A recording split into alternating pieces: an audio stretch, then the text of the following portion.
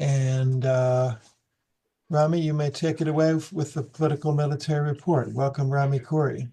No, thank you very much, Cole, and thank you all for doing this. It's always impressive to see the activism across the United States at so many levels for justice in Palestine and Israel. It's a good thing to see. I learn more about it now that I lived here. I've lived here for 4 years now, permanently in Cambridge, and mass peace action is pretty impressive, obviously, and I'm trying to follow more of your work and participate whenever I can. Just as an introduction, I'm Palestinian-American, born in New York, and spent most of my life in the Middle East as a journalist and an academic. And like I said, I've been here 4 years now in Cambridge. But I've followed the Middle East Arab-Israeli issues very, very closely and been involved in a lot of track two meetings and conferences, discussions, whatever. So I'm pretty informed about the realities on the ground there on both sides. I'm happy to share with you what I can. I'm honored also to replace Jeff Klein, whose encyclopedic knowledge of the region is pretty impressive. So I can't do everything that Jeff does, but I'll try to give you some useful insights. The situation on the ground in Gaza just gets worse and worse. The continued Israeli attacks, they're killing 50, 60, 70 people a day on average now. And they threatened, Netanyahu said he would have a much more vicious attack once Trump leaves the Middle East. And so we might expect that he's leaving on Thursday night, I think, so probably Friday, Saturday, the weekend's going to be pretty rough. So there's nothing new there, really. It just continues the same pattern. But what's troubling is that the Israelis keep attacking the few food distribution centers, the few semi-working hospitals. They're clearly trying to make the possibility of human life in Gaza difficult, if not impossible. And this is not surprising. They keep talking about different plans to reduce the population, to get the Palestinians out of Gaza, go live somewhere else. But the real fact is that this has been the Zionist policy since the 1920s, which is to create a Jewish state and then gradually get the Palestinians out. They don't want a binational state. They don't want a democratic multinational state. They want a Jewish state. And they have it. So they're trying to assert their power while they still have the full support of the US and many Western countries. But that's also thinning out in a few places here and there, which I'll mention. But the continued assault on Gaza is not so surprising. They attacked a hospital, an EU hospital, claiming that the military leader of Hamas is hiding underground there. Many of the claims like this that Israel has made over the last year and a half have proved not to be correct. Some of them might be. So we can't judge if really that was the case. But the brutality continues unabated, and the Palestinian people don't know what to do. They got a warning in northern Gaza today, in Gaza City, to evacuate because the Israelis were going to attack there. And for the first time that I can remember, many of the civilians in Gaza who are living in tents or in broken down old garages or whatever shelter they can find said, look, we're not going anywhere. We just can't go anymore. We've been moved around 5 or 6 times, and any place we go, we get bombed. So the people are just staying still and saying, look, if I'm going to die, let me die at home and remember me as a good person. It's quite moving, quite tragic, but the worst thing about it is that it can be fixed. It doesn't have to be like this, but the Israelis don't want to end the war. They want to keep going. They haven't achieved any of their real central aims. They haven't destroyed Hamas. They haven't rescued the hostages. They haven't pushed Palestinians away from the area, and they haven't been able to create a new governance system to follow to their liking. So this is one of the troubling things, that as the Israelis, after 18 months, fail to achieve their basic goals of the war, they keep accelerating the war with only added military attacks, not matched by political progress. The talks for the hostages release in exchange for Palestinian prisoners in Israel continue. They're meeting today, maybe right now as we speak, in Qatar. The Americans are there, Egyptians, Qataris, Israelis, Palestinians. There's a lot of talk in the Israeli press, serious Israeli press and Western press. There's a lot of talk in the last 2 or 3 days about a American initiative, and when we finish this, we might turn on the news and find Trump making this announcement. There's a lot of talk about the U.S. announcing that it will support or even recognize a Palestinian state as a way to jumpstart a diplomatic initiative to end the Gaza war, exchange hostages and prisoners, work for a permanent peace resolution between the Israelis and the Palestinians, which would have to bring in more than just Gaza, all the Palestinians, and probably would have massive international participation and support. Now, if this turns out to be true, this would probably be the most significant American move since recognizing Israel in 1948. This is really a pretty profound prediction. And the fact that it's been released in so many reputable media outlets in the US and Israel suggests that there's something behind it. And we'll find out in the next couple of days. But the other thing that is important to see now is what the US and Trump have done in the last 5-6 days, which is also quite extraordinary.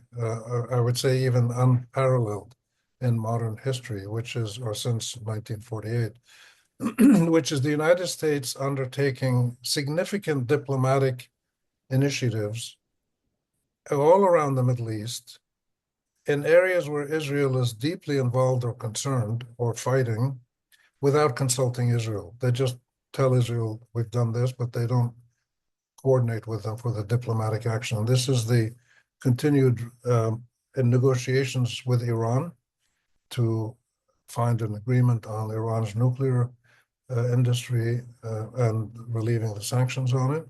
The second one is the continued negotiations with Hamas for the hostages release, and this resulted in the release of the American-Israeli young man 2 days ago or yesterday. And then the third one is the agreement with the Ansarullah, the Houthis in Yemen, about 6 days ago, to stop the fighting between the U.S. and the Yemenis.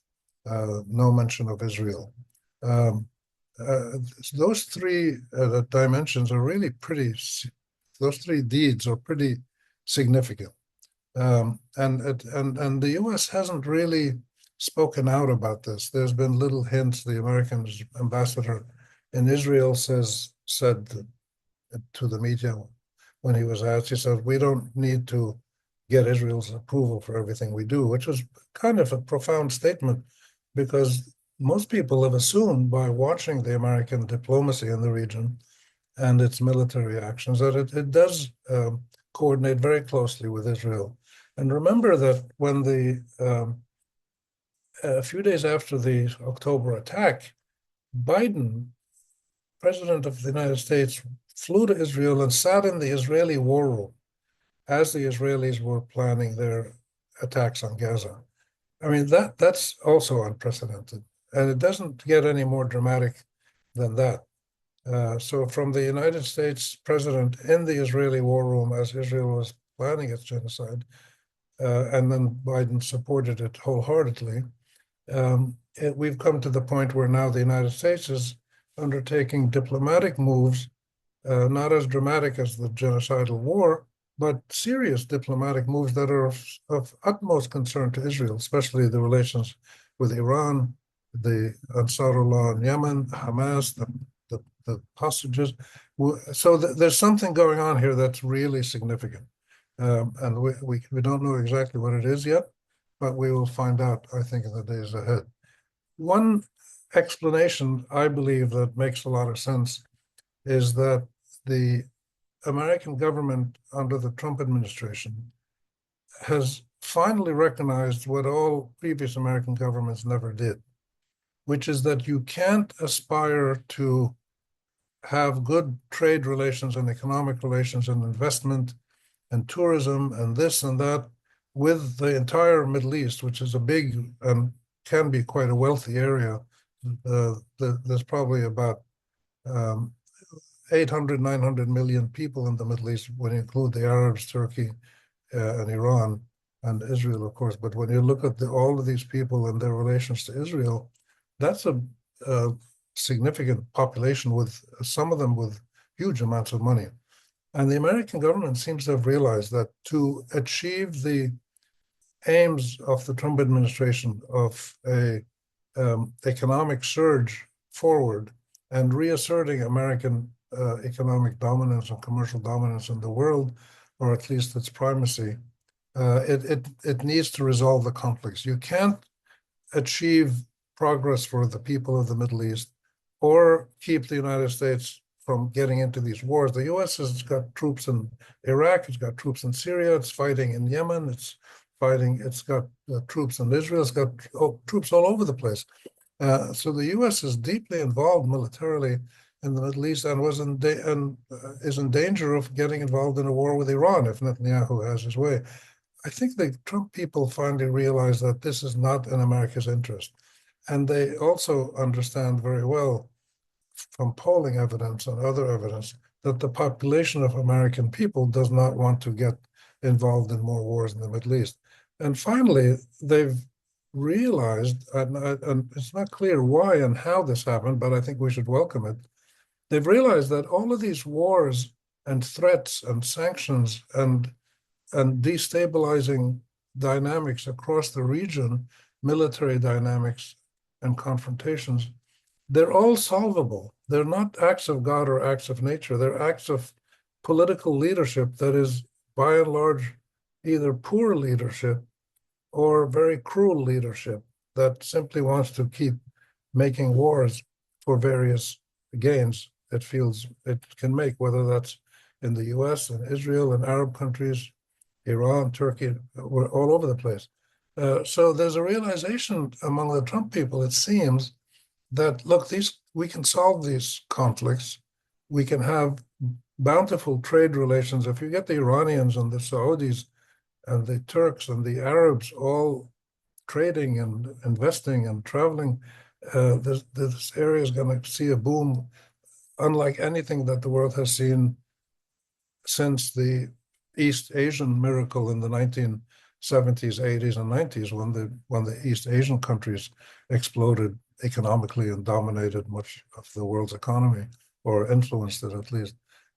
So this is fascinating and important to watch. The Trump visits to Saudi Arabia and Qatar, the first 2 days, have resulted in, the figures are all over the place, but somewhere around $1 to $1.5 trillion of pledges. Now, these are not all going to happen, but a lot of money has been promised and signed. They signed documents.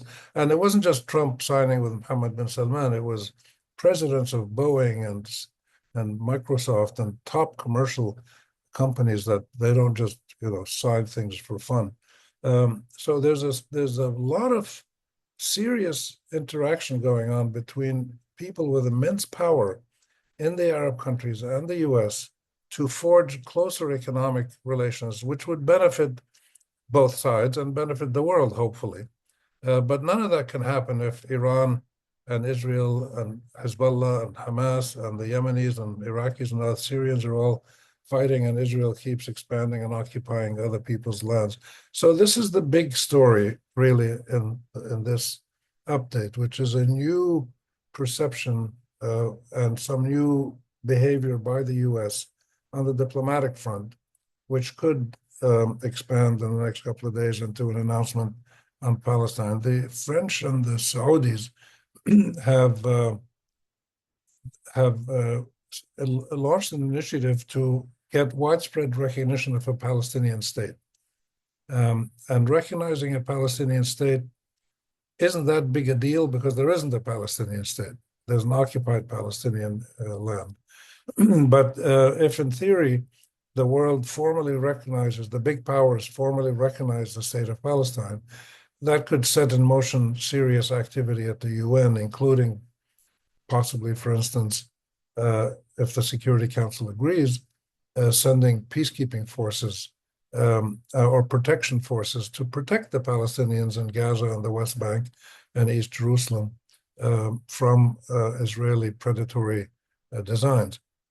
So there is this diplomatic background going on with the French and the English leaders met the other day, a few days ago, and talked about mutually recognizing the state of Palestine. So all of this is new. At the same time, what happened last week was just out of the blue, it seemed. It wasn't out of the blue, but it was the culmination of months and months of people coming to terms with the reality. 4 or 5 major newspapers in Great Britain and Europe came out with editorials criticizing the Israeli genocide, saying this is no longer acceptable. We can't just sit around and watch this. Why didn't they do this in the last year and a half? I don't know, but they did it in the last week. So we're at a real turning point here, and it's going to be important to watch how the American massive quest for economic expansion and relations with the region, which is designed partly to keep the Russians and the Chinese at bay, not let them dominate the region, but how that American initiative impacts the Israel-Palestine conflict. What everybody realizes, and when I say everybody, I mean everybody except for the Netanyahu government, is that none of the plans for the region, whether it's pipelines or cross-border trade or whatever it is, none of the plans for the region will succeed unless the Israel-Palestine conflict is resolved, because that conflict keeps getting out of Israel and Palestine. Lebanon and Syria, Iraq, and Yemen, Iran, it keeps hounding people and threatening the stability of the region. It keeps radicalizing people. The Saudis finally learned this, and Mohammed bin Salman, in his policies in the last year or so, has clearly shown a maturity as the Saudi leader. He's the crown prince, but he's the de facto leader. Clearly has matured. And I think Trump has matured on this issue. On other issues, I'm not so sure, but on this issue, and maybe on tariffs on China, he seems to have learned quickly what can work and what can't work. So this is important to understand why these things keep happening. So that's really the main big thing that's going on. In Israel, there was something fascinating today, which was a protest. There's always protests in Israel to have a ceasefire in Gaza to get the hostages out. The protests have been going on for over a year, and they're focused on getting the Israeli hostages back, which is understandable. They don't talk much about the Palestinians or getting Palestinian prisoners out of Israel, but they want a ceasefire to negotiate to get the Israeli hostages out. What happened today was that the protests grew. They were bigger in size than usual. There are thousands instead of hundreds, and they were carrying pictures of Palestinian children who were killed. Now, this is quite extraordinary.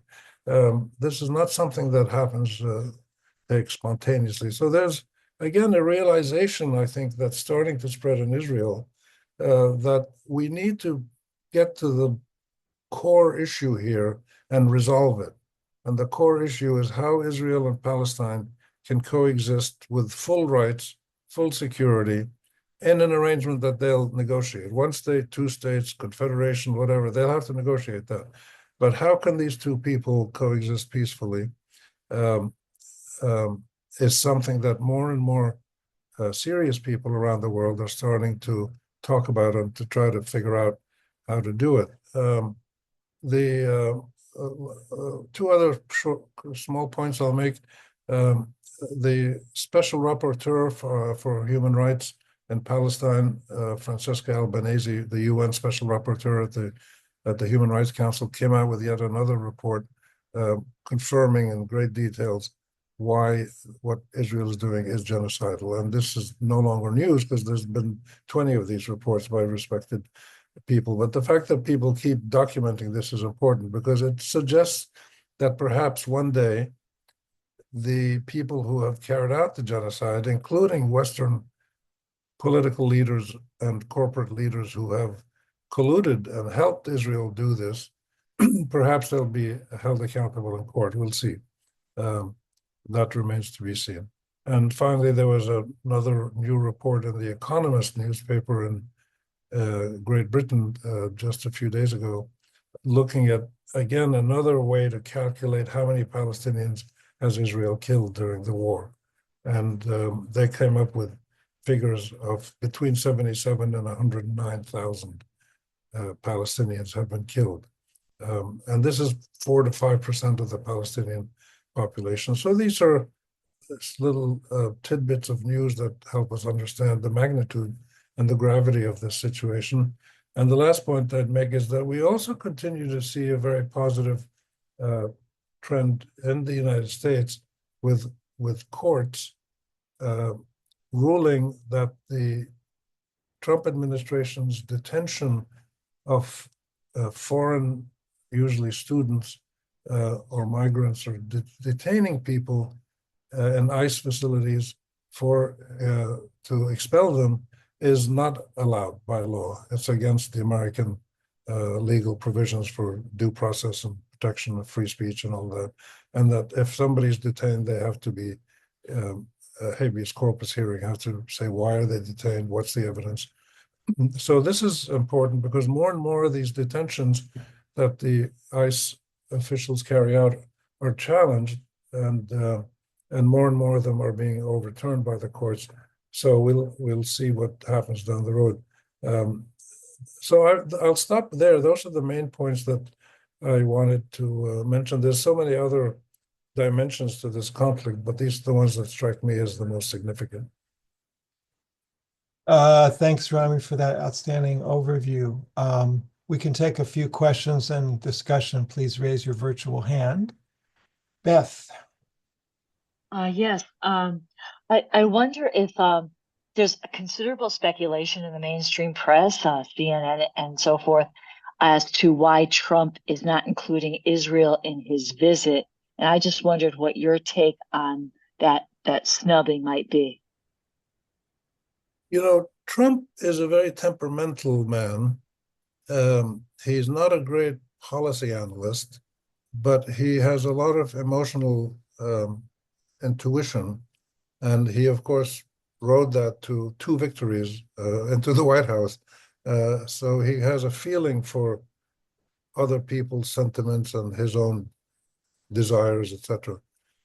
My guess is that he finally realized what most of the world has realized, that Netanyahu is both a liar and a criminal in the sense that he's carrying out a genocide and he's lying. And of course, he's under indictment in Israel for bribery and abuse of power and stuff like that. So he has both criminal and lying records.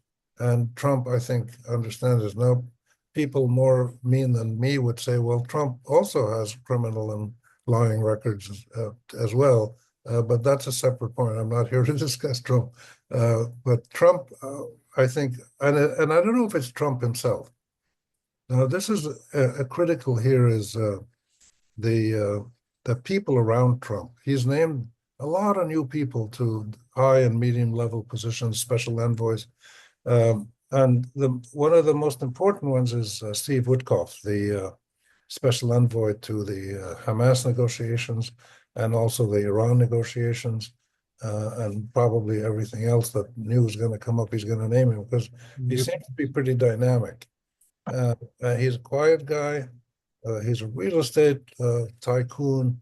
I don't know much about him. Nobody does. I'm sure there'll be long articles coming out soon. People are studying, but he seems to have brought a new dimension into American diplomacy in the Middle East. And one of them is clearly that what Netanyahu and his right-wing government are doing is dangerous for the United States. It's not in the best interest of the United States, and it's not in the best interest of Israel, and it's certainly not in the best interest of Jewish people around the world who will keep being related to the genocide. People will look at what Israel's doing and say, "Oh, look at what the Jews are doing." And of course, it's not what the Jews are doing; it's what the right-wing fascist Israeli, ultra-nationalist, militaristic, Zionist, gone wild government is doing. So this is important to figure out. Why is Trump not consulting with Netanyahu so far? They're probably they're in touch behind the scenes for sure. They're not totally ostracizing Netanyahu. They're just not putting the Israelis in the front row of the negotiations. They'll inform them. They'll keep them informed of what's going on. They might ask them things here and there, but the U.S. is sending the message that the U.S. shapes its own foreign policy in the Middle East in the best interest of the United States people and government. And this is unprecedented. This is very, very new. The Israelis have, since the 1950s, have had immense influence and in many places control over U.S. policy in the Middle East. And the U.S. has generally gone along with this for various reasons. We don't have time to get into them. But if you're interested in why has Israel for so long had such a strong influence in the U.S., I urge you to read the book that was published recently by the Israeli historian Ilan Pappé, P-A-P-P-E, Ilan, I-L-A-N, Ilan Pappé. An amazing book. It's long. It's 450 pages. And the title of it is Lobbying for Zionism on Both Sides of the Atlantic. It's a monumental history of the Zionist movement and how it lobbied first in Great Britain and then in the United States. And by the way, the Zionist movement started not by Jews, but by British Protestant anti-Semitic ministers who didn't want the Jews who were suffering in Eastern Europe under Russia and Europeans in the 1850s, 1860s, before Zionism was born, the Zionist movement was born. British Protestant extremist anti-Semitic ministers didn't want these Jews coming to England. And the U.S. did the same thing during World War II, and even in the 1920s, the U.S. passed legislation to lower the number of Jews who would leave Europe and come to the U.S. for refuge. So this anti-Semitic problem is one that has really originated with white Christian Europeans and North Americans in many arenas. And that's how that's the first people to call for a Jewish state were the Protestant extremists in England. And ever since then, the Zionist movement, when it was born, it figured out how to influence policymaking in England and the U.S. And for the last, I would say, 75 years, Israel has gotten almost everything it wanted from the West, from Europe and North America, almost everything. Rarely did the U.S. government go against what Israel wants. This is maybe changing now. So that's the long answer to your short question. I think that people finally realize that Netanyahu is a danger to Israel, to Jews, to Arabs, and to the U.S., and he needs to be brought under control. And Israel needs to be assured, along with the Palestinians, of the world's commitment to its security, its sovereignty, and its rights as a nation. And so hopefully this ignoring Netanyahu or downplaying him just in the short run. This has only been going on for about a week or 10 days. That this is a short-term issue, and then it'll be followed by a more dynamic effort to promote a negotiated permanent peace agreement between Israel and Palestine, which would open the floodgates to prosperity and development and trade and a good life across the whole Middle East. Thanks, Rami. We have 5 more minutes and we have 3 questions. I'm going to ask that each of them speak their question and ask you to take them all together if you possibly could. Okay. Move through it as quickly as we can. So, Abby, go ahead. Yeah. Hi, Rami. I'm sure you remember that we had you and Ilan Pape at a webinar in MAPA about six months ago. Yeah, well, it was amazing. He's an amazing guy. Yes. My question is about Ansar Allah. Why would they make an agreement with the United States when they were to not attack American ships when they were in solidarity with the Palestinians, and they said we're going to continue to bomb until the Israelis stop bombing them? Could you explain that, please? Sure. So Ansar Allah. Well, I'm going to call in 2 more questions, Rami, right? Sorry. Yeah. Okay. And next is Pat. Okay. I wonder if, in addition to, or perhaps instead of Trump changing his relationship with Netanyahu, because Netanyahu is a liar and a crook, that doesn't seem to have motivated Trump with other allies, but perhaps because Netanyahu has been in control and Trump realizes that Netanyahu is playing him for a fool and has been playing the United States for a fool, and it's his ego that cannot handle that as part of the reason. In addition to pragmatically, it's economically, it makes more sense. But and this is such a sea change. 2 questions. One, I mean, we saw the Republicans, MAGA people, changing their vote on the anti-Semitism, either bill or resolution, just like a week or 2 ago, which was rather astonishing.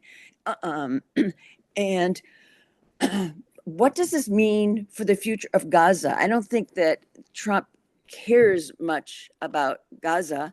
And the Saudi prince in the past, they were willing to give up on Gaza back with the Abraham Accords.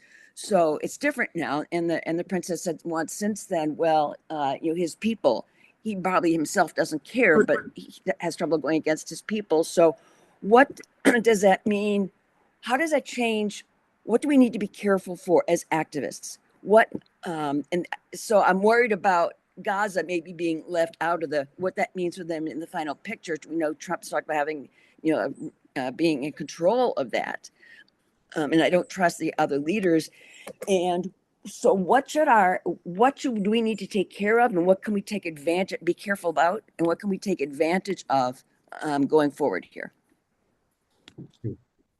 Last up is Susan Nicholson.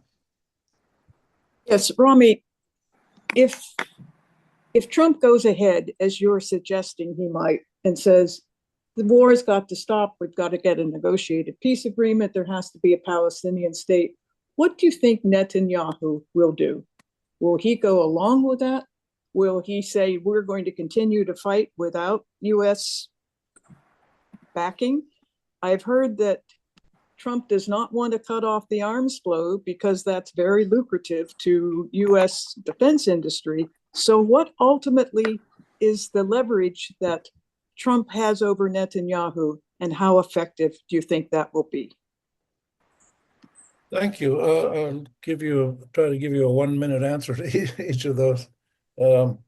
So I'll go backwards. Netanyahu's response to the U.S. possibly supporting a Palestinian state, he'll probably strengthen his coalition there'll be more polarization within Israel, but he'll strengthen the right-wing coalition and probably formally annex the West Bank and continue to create conditions in the West Bank to make it not quite as bad as Gaza, but to push people out.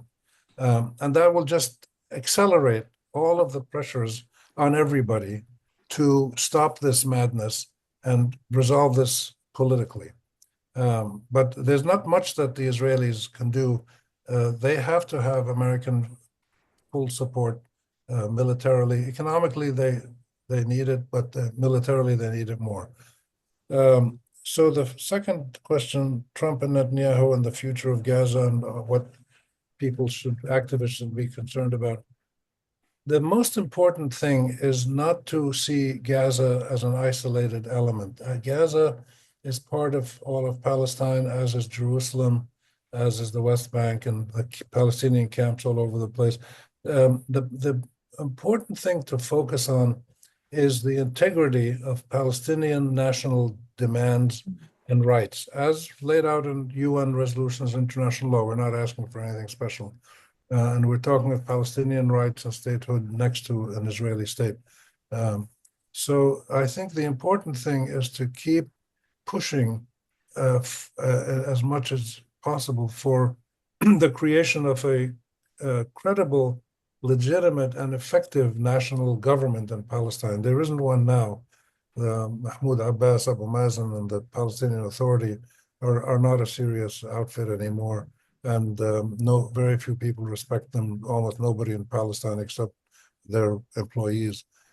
So that's the most important thing, I think, to do, to keep pushing for credible governance. Hamas doesn't want to control Gaza or Palestine.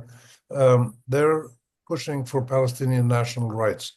If those can be achieved through a process that sidelines them, they're perfectly willing to do that, and they're willing to incorporate their military power into a Palestinian national army once it's formed, and hopefully that army would not be needed because there would be some kind of peace agreement with Israel. The question of Ansarullah, Yemen, and the U.S. and Israel.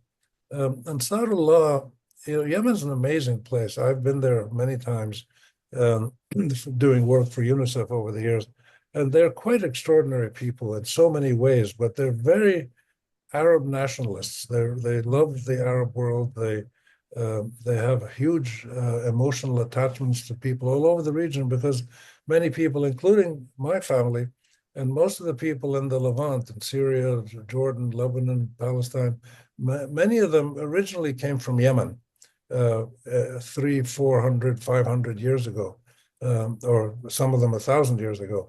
There was huge migrations out of Yemen for various reasons. But the Yemenis are very committed to the Palestinian cause, and they started attacking ships only after the Israelis started the genocide in Gaza. And they've been very clear, they're attacking Israel because of what it's doing in Gaza. If Israel makes a ceasefire, they'll stop attacking. Then when the US got involved, they started attacking US ships. That's why the US rightly made this agreement to not have a war between the US and Ansarullah, because the war isn't between them, the war is between the Yemenis and Israelis. So it's a pretty simple dynamic, and hopefully the US-Yemen agreement will hold, and the Yemenis will keep threatening Israel. They've got very sophisticated missiles now, and they attacked Ben Gurion Airport a couple of weeks ago. So this is something that's very serious for the Israelis, and the Israelis cannot deal with these threats, like that one or the Iranian power, alone. They don't have the capabilities on their own. They need the US to do this. And the US does not want to get into more wars in the Middle East that it knows it will be dragged into for years and years, like Vietnam, like Afghanistan. They don't want any more of these adventures. So thank you very much. I hope that's been useful. Thank you so much, Rami. That was incredibly helpful. And thank you for staying and answering questions. And feel free to stay to help us organize. We're going to go into some business topics now, but we really appreciate yours giving us the report and overview tonight. Yes, thank you. We appreciate it. Thank you so much. You bet. I'll stay a little bit and then I got to go. Just got to take you off of Spotlight. All right. Okay, 1 second. I'm just futzing with the recording.